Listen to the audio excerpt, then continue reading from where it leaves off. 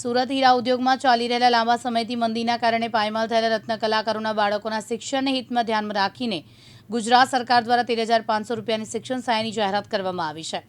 આ યોજના અંતર્ગત સુરતમાં અંદાજે 76,000 જેટલા ફોર્મ ભરાયા, જેમાંથી પ્રાથમિક ચકાસણી બાદ 50,241 ફોર્મ મંજૂર કરવામાં આવ્યા।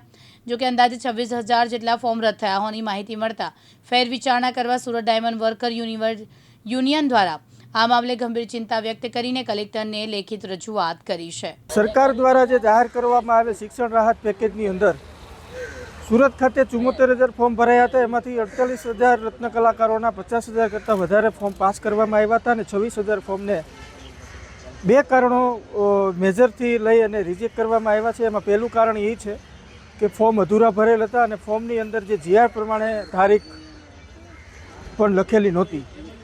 તો આજે જિલ્લા કલેક્ટર સાહેબને અમે એક રજૂઆત કરી છે અને જિલ્લા શિક્ષણ અધિકારીને રૂબરૂ મળીને એક રજૂઆત કરી છે કે અત્યારે પરીક્ષાનો સમય છે અને પરીક્ષાના સમયની અંદર સ્કૂલના સંચાલકો ફીની માંગણી કરે છે અને બાળકોને વાલીઓને એવું કહેવામાં આવે છે કે તમારા બાળકો જો પરીક્ષા આપી હશે, હોલ ટિકિટ નહીં આપી અગર તમે ફી નહીં ભરી તો આ બાબતે અમે રજૂઆત કરી છે। 26,000 ફોર્મને ફરી ચકાસણી કરી।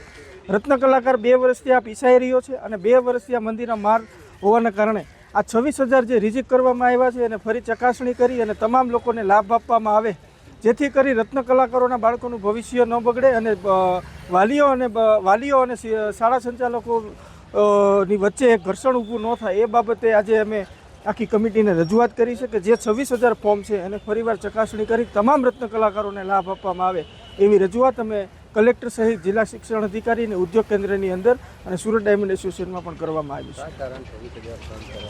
કારણ એક બે જ અમને મેજર તપાસની અંદર અમે જાણવા મળ્યા છે કે એક અધૂરા ફોર્મ હતા અને બીજું કારણ એવું હતું કે જીઆર પ્રમાણે તારીખો નહોતી લખેલી, પરંતુ રત્ન કલાકાર એટલા અભ્યાસુ નથી કે સરકારના જીઆરને સરળતાથી સમજી શકે।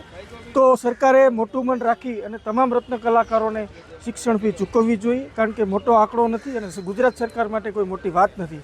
તો એક મોટું મન રાખી માનવતાની દ્રષ્ટિએ સુરતની અંદર જે 26,000 ફોર્મ રિજેક્ટ કરવામાં આવ્યા છે એ તમામને શિક્ષણ ફીનો લાભ મળે એવી રજૂઆત અમે આજે કલેક્ટર સાહેબને કરી છે।